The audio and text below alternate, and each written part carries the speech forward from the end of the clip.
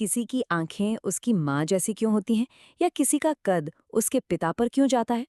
सदियों तक ये जो पारिवारिक समानताएं थी ना, ये एक बहुत बड़ा रहस्य थी। सब जानते थे कि बच्चे अपने माता पिता की तरह दिखते हैं, पर ये होता कैसे है, इसके पीछे का विज्ञान किसी को नहीं पता था। और फिर एक साधु ने अपने बगीचे में इस पूरी पहेली को सुलझा दिया।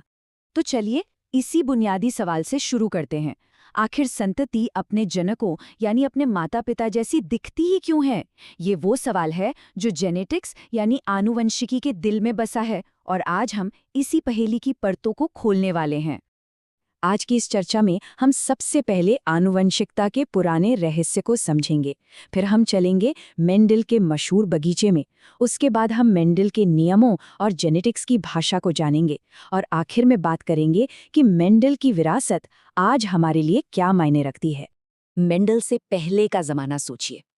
वैज्ञानिकों और आम लोगों सबके लिए आनुवांशिकता एक बड़ी उलझन थी। एक आम धारणा थी कि माता पिता के गुण बच्चों में ऐसे घुल मिल जाते हैं जैसे पानी में दो अलग अलग रंग। पर यह थ्योरी ये नहीं समझा पाती थी कि कुछ गुण, जैसे किसी की नीली आंखें, पीढ़ी दर पीढ़ी बिना बदले कैसे चलती रहती हैं। और इसी उलझन के बीच एंट्री होती है ग्रेगर मेंडल की, एक ऐसा साधु जिसने अपने मठ के शांत से बगीचे को एक क्रांतिकारी लैब में बदल दिया और आनुवंशिकता के सारे राज हमेशा के लिए खोल दिए। तो ये हैं वो शख्स, ग्रेगर योहान मेंडल, जिन्हें आज हम सब आनुवंशिकी का जनक या फादर ऑफ जेनेटिक्स के नाम से जानते हैं। 19वीं सदी में इन्होंने सिर्फ मटर के पौधों पर कुछ एक्सपेरिमेंट्स किए और बायोलॉजी की दुनिया की नींव हिलाकर रख दी। मेंडल की ये जो सफलता थी ना, ये कोई तुक्का नहीं थी। इसके पीछे था उनका बिल्कुल साइंटिफिक तरीका। उन्होंने एक बार में सिर्फ एक ही गुण, एक ही कैरेक्टर पर ध्यान दिया। और सबसे जरूरी बात, उन्होंने अपने हर एक्सपेरिमेंट का हिसाब किताब रखा, बिल्कुल मैथ्स की तरह। उस जमाने में बायोलॉजी में मैथ्स का इस्तेमाल करना एक क्रांतिकारी कदम था। उन्होंने एक रहस्य को विज्ञान बना दिया। मेंडल की जीनियस देखिए। उन्होंने मटर के 7 ऐसे लक्षण चुने जिनके सिर्फ 2 ही रूप थे, या तो पौधा लंबा होगा या बौना, या तो बीज गोल होगा या झुर्रीदार, बीज का कुछ नहीं। इन साफ साफ जोड़ों की वजह से उनके लिए नतीजों पर नजर रखना और उनका विश्लेषण करना बहुत बहुत आसान हो गया। अब इससे पहले कि हम मेंडल के नियमों में गोता लगाएं, हमें कुछ खास शब्द समझने होंगे। इसे ऐसे समझिए कि हम जेनेटिक्स की एबीसी सीखने जा रहे हैं, जिसकी नींव खुद मेंडल ने ही रखी थी। तो सबसे पहला और सबसे जरूरी शब्द है जीन। जीन को आप आनुवांशिकता की सबसे छोटी इकाई मान सकते हैं। ये एक तरह का इंस्ट्रक्शन है, एक निर्देश जो किसी एक गुण को कंट्रोल करता है, जैसे कि पौधे की लंबाई क्या होगी। अगला शब्द है युग्म विकल्पी, या जिसे हम एलील कहते हैं। ये एक ही जीन के अलग अलग वर्जन होते हैं। मान लीजिए जीन ऊंचाई के लिए एक सवाल है, तो एलील उसके 2 जवाब हैं, लंबा होना, जिसे हम कैपिटल टी से दिखाते हैं, या बौना होना, जिसे हम स्मॉल टी से दिखाते हैं। समयुग्मजी सुनने में थोड़ा मुश्किल लगता है, पर मतलब सीधा सा है। जब किसी गुण के लिए दोनों एलील एक जैसे हों, जैसे लंबाई के लिए दोनों कैपिटल टी हों या दोनों स्मॉल टी, तो उसे समयुग्मजी कहते हैं।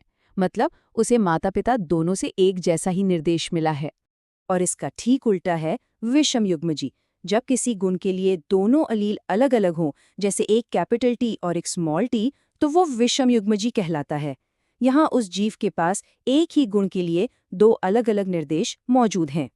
ठीक है, तो अब वोकैबुलरी सेट है। अब बारी है उस कोड को क्रैक करने की, जिसे मेंडल ने सालों की मेहनत से खोज निकाला था। ये सिर्फ नियम नहीं थे, ये पहली बार था जब कोई आनुवंशिकता को गणित के सिद्धांतों से समझा रहा था, जिसका नतीजा पहले से बताया जा सकता था। पहला नियम है प्रभाविता का नियम, यानी द लॉ ऑफ डोमिनेंस। ये मेंडल की पहली और शायद सबसे बड़ी खोज थी। इसी नियम ने समझाया कि क्यों कुछ गुण हमें दिखाई देते हैं जबकि कुछ दूसरे छिप जाते हैं। तो मेंडल ने क्या किया, उन्होंने एक शुद्ध लंबा पौधा लिया यानी टीटी, और उसका क्रॉस कराया एक शुद्ध बौने पौधे से यानी टीटी। ये थी जनक पीढ़ी। अब सवाल ये था कि इनके बच्चे यानी अगली पीढ़ी के पौधे कैसे होंगे। और नतीजा एकदम चौंकाने वाला। पहली पीढ़ी में सारे के सारे पौधे लंबे थे। बौनेपन वाला गुण तो जैसे गायब ही हो गया था। लेकिन कहानी यहीं खत्म नहीं हुई। जब मेंडल ने इन लंबे पौधों का आपस में क्रॉस कराया तो अगली पीढ़ी में बौने पौधे फिर से सामने आ गए।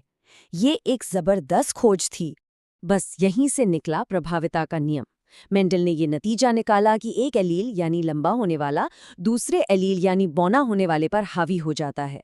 जो गुण पहली पीढ़ी में दिखाई देता है वो प्रभावी या डोमिनेंट कहलाता है, और जो छिप जाता है वो अप्रभावी या रिसेसिव कहलाता है।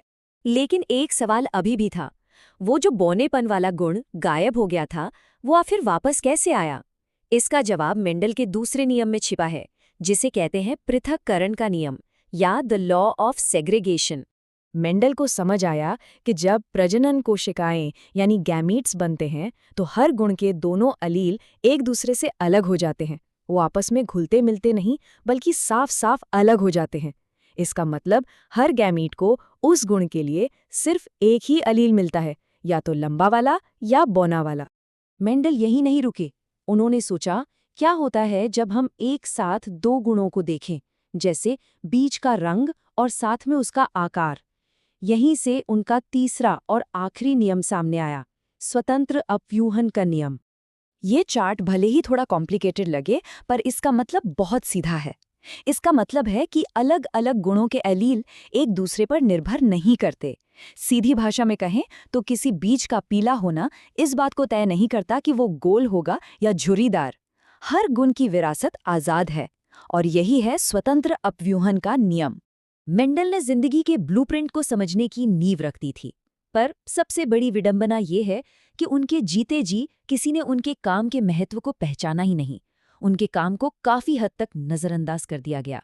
सोचिए, 1866 में उन्होंने अपना काम पब्लिश किया और फिर सन्नाटा।